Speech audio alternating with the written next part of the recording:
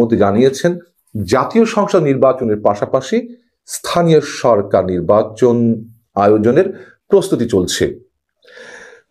চলছে আমরা ধরে নিতেই পারি, এবং এটাই বাস্তবতা। জাতীয় সংসদ নির্বাচনের আগে স্থানীয় সরকার নির্বাচনের আয়োজনের দিকে যাচ্ছে সরকার। কিন্তু কেন, কি কারণে, কেন খেলার কথা বলছিলাম, কেন নাটকের কথা বলছিলাম? আমরা তো সবাই জানি যে জাতীয় সংসদ নির্বাচন যত দেরিতে করা যায়, যত বিলম্বে করা যায়, তার একটি টার্গেট সরকারের পক্ষ থেকে রয়েছে। গত প্রায় 5-5.5 মাস চলে গেছে। সংস্কার কতটুকু হবে, কোন পর্যায়ে সংস্কার প্রয়োজন, আমূল পরিবর্তন প্রয়োজন নির্বাচনের জন্য, নাকি নির্বাচনের জন্য যতটুকু প্রয়োজন সেটুকু সমস্যা করা হবে, এই নিয়ে বিতর্কে গত 5-5.5 মাস চলে গেছে। সংস্কার কমিশনগুলো কাজ করছে, রিপোর্ট জমা দেবে, আবার সংস্কার কমিশনগুলো কোনোটি সময় বাড়াবে, নানান ধরনের অজুহাতে সময় পার করা হবে। এখন বিষয় হচ্ছে যে নতুন যে অজুহাতটি, স্থানীয় সরকার নির্বাচন কেন করতে হবে? মানুষের বিভিন্ন ধরনের সমস্যা হচ্ছে স্থানীয় পর্যায়ের। ট্রেড লাইসেন্স পাওয়ার ক্ষেত্রে জন্ম সনদ, মৃত্যু সনদ, নাগরিকত্ব সনদপত্র, ওয়ারিশন সার্টিফিকেট ইত্যাদি ইত্যাদি আরো বিভিন্ন ধরনের সমস্যা মানুষের হচ্ছে জনপ্রতিনিধি না থাকার কারণে। এটি বাস্তবতা, এটি সত্য, অস্বীকার করার কোনো কারণ নেই।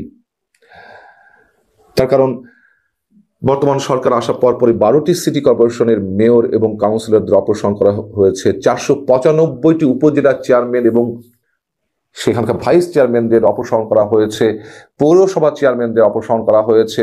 শুধুমাত্র ইউনিয়ন পরিষদ চেয়ারম্যান মেম্বাররা আছেন, কিন্তু তাদের 90%ই পলাতক, অধিকাংশ যেহেতু বা 90% আওয়ামী লীগ রাজনীতির সঙ্গে জড়িত।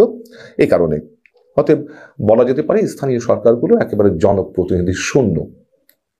খুব স্বাভাবিক, মানুষের সমস্যা হচ্ছে। কিন্তু যদি পাল্টা প্রশ্ন করি, কোনটি আসলে এই মুহূর্তে প্রয়োজন? জাতীয় পর্যায়ে যে আইন শৃঙ্খলা পরিস্থিতির চরম অবনতি, মানুষ প্রতিনিয়ত যে ভয়ঙ্কর পরিস্থিতির মুখোমুখি হচ্ছেন, নিত্য প্রয়োজনীয় দ্রব্যমূল্যের যে ঊর্ধ্বগতি, তার লাগাম টানতে না পারা, সরকারের যে চরম ব্যর্থতার পরিচয় আমরা পাচ্ছি, তার থেকেও, এখানে দায়িত্বশীলতার জায়গা থেকেও স্থানীয় পর্যায়ের এই যে কিছু সার্টিফিকেট, ট্রেড লাইসেন্স, এগুলো আরো বেশি সমস্যা মানুষের। সরকার বলছে যে এই সমস্যাগুলো দেখতে হবে, সমাধান করতে হবে। জাতীয় পর্যায়ে এই সমস্যাগুলো সমাধান করা হচ্ছে না কেন? আরো তো বহুবিধ সংকট রয়েছে। তার মানে আমরা বুঝতে পারি এটি একটি অজুহাত। এবং জাতীয় সংসদ নির্বাচনের আগে স্থানীয় সংসদ নির্বাচনের পক্ষে অধ্যাপক ডক্টর তুফাইল আহমেদ কথা বলছেন। তিনি স্থানীয় সরকার সংস্কার কমিশনের প্রধান, অবশ্যই খুব সজ্জন ব্যক্তি, অবশ্যই তার সততা নিয়ে আমাদের কোনো সন্দেহ নেই। আমি এর আগে জানিয়েছি তার সাথে আমার ব্যক্তিগত সখ্যতা রয়েছে, পরিচয় রয়েছে। তার কোনো ধরনের অভিমত নিয়ে আমি কোনো প্রশ্ন তুলতে চাই না। আচ্ছা, তিনি কি বলছেন এর পক্ষে? তিনি বলছেন যে স্থানীয় পর্যায়ের অধিকাংশ মানুষের দাবি স্থানীয় সরকার নির্বাচনের পক্ষে, এবং তিনি বলছেন যদি স্থানীয় সরকার নির্বাচনটি জাতীয় সংসদ নির্বাচন আগে করা যায়, এর মধ্যে দিয়ে একটা টেস্ট হয়ে যাবে যে বর্তমান সরকার জাতীয় সংসদ নির্বাচন করতে কতটা প্রস্তুত বা কতটা তারা সফল হবে। বিষয় হচ্ছে যে জাতীয় সংসদ নির্বাচনের জন্য স্থানীয় সংসদ নির্বাচনের প্রস্তুতি দেখার দরকার নেই, সফলতার উপর নির্ভর করার দরকার নেই।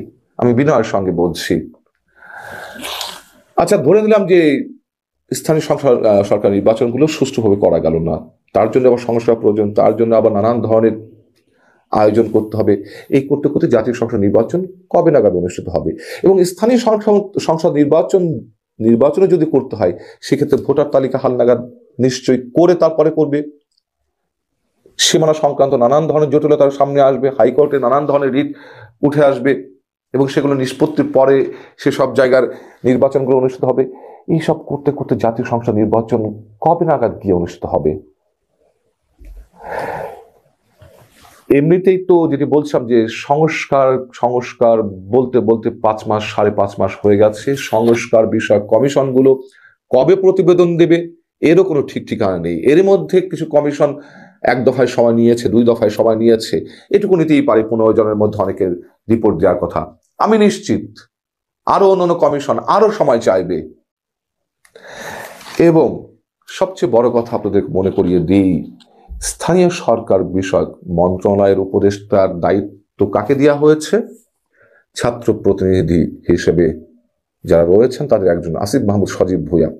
এবং যখন তার হাতে এই দায়িত্ব যায় তখনই আমরা এই মন্তব্যটি করেছিলাম, এত বড় মন্ত্রণালয় তার হাতে দেওয়ার কারণ কি, সেই কারণটি তখনও জানিয়েছিলাম, এখনো সেটি মনে করিয়ে দিই।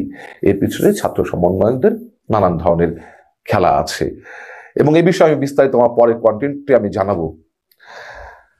বিএনপি চাইছে না স্থানীয় সরকার নির্বাচন আগে করতে, এবং অনেকে বলছেন যে এর মধ্যে বিএনপির ত্রুটি দেখার চেষ্টা করছে, বিএনপির অভিসন্ধি দেখার চেষ্টা করছেন, ধ্রুবিসন্ধি বের করার চেষ্টা করছেন, যে বিএনপি আসলে চায় না এই কারণে যে যদি তারা ক্ষমতা আসে, যেহেতু তাদের ক্ষমতা আসার সম্ভাবনা শতভাগ যদি ফ্রি ফেয়ার ইনক্লুসিভ নির্বাচন হয়, সেক্ষেত্রে বিএনপি ক্ষমতায় এসে তাদের মতো করে স্থানীয় নির্বাচনগুলো করবে, তারা প্রভাব বিস্তার করে